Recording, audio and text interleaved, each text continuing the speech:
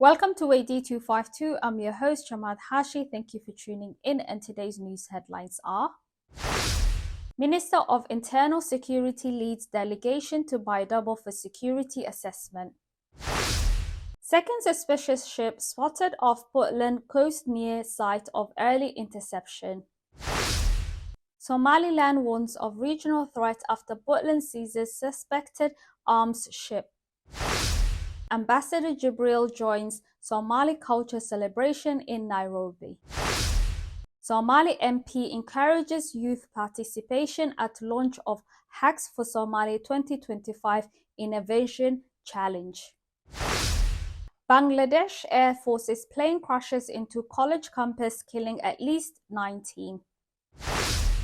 Ceasefire in southern Syria appears to be holding as US demands Damascus end violence.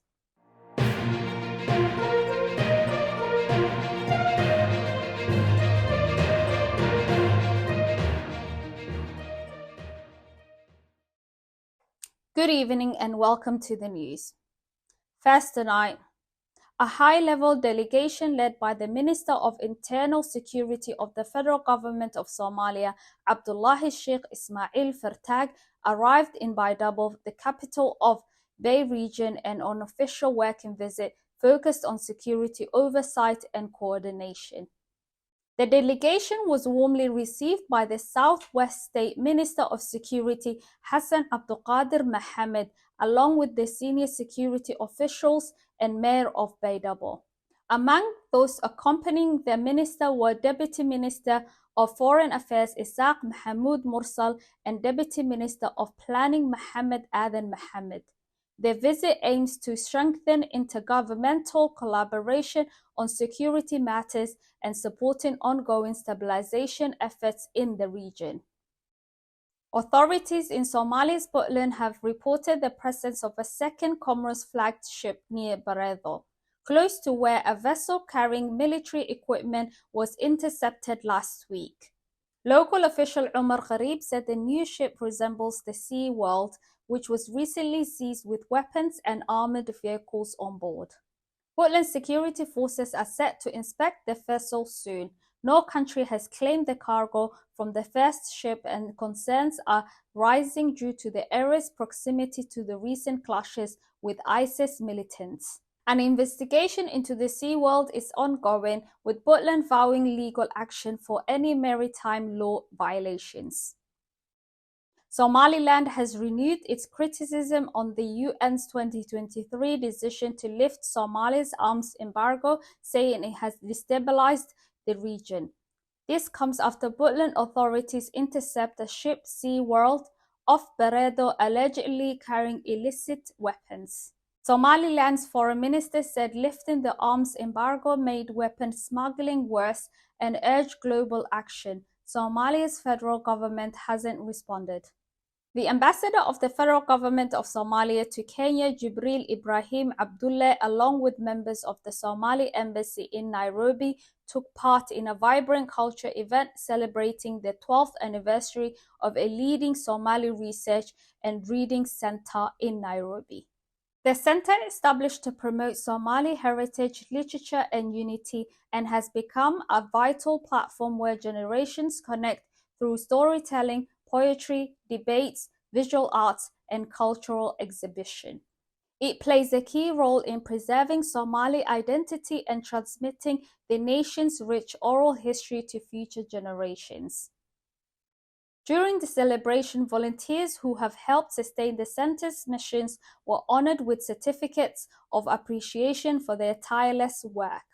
Speaking at the event, Ambassador Jibril said, "I was deeply moved by the stories and reflections shared tonight, a powerful reminder that our culture is alive and thriving."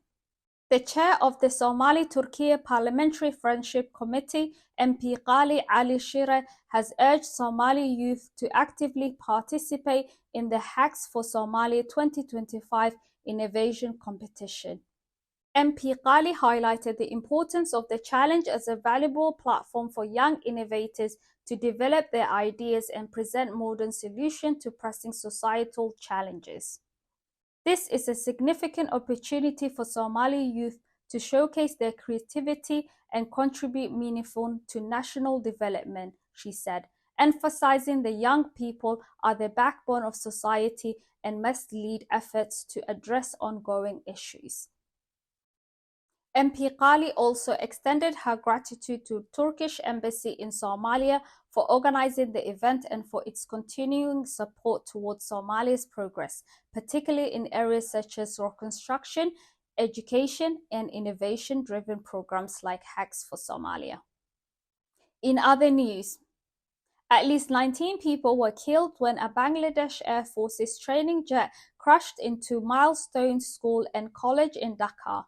Over 50 others, including children, were injured and hospitalized with burns. The crash occurred around 1 p.m. while students were in class. Witnesses reported a loud explosion followed by fire and smoke.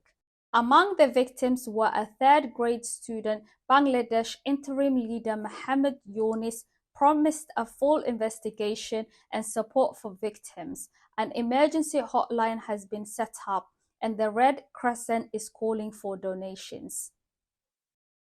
Clashes in Syria's southern city of Weydii has paused after a week of deadly violence between Druze groups, Bedouin tribes, and government forces. A ceasefire was reached Saturday and held through Sunday with no gunfire reported. Syria Interior Minister said internal security forces enforced the ceasefire and are working to restore stability. A prisoner exchange is expected soon. The U.S. called for protection of civilians and humanitarian access. An aid convoy reached Weydii, but health ministry access was denied elsewhere.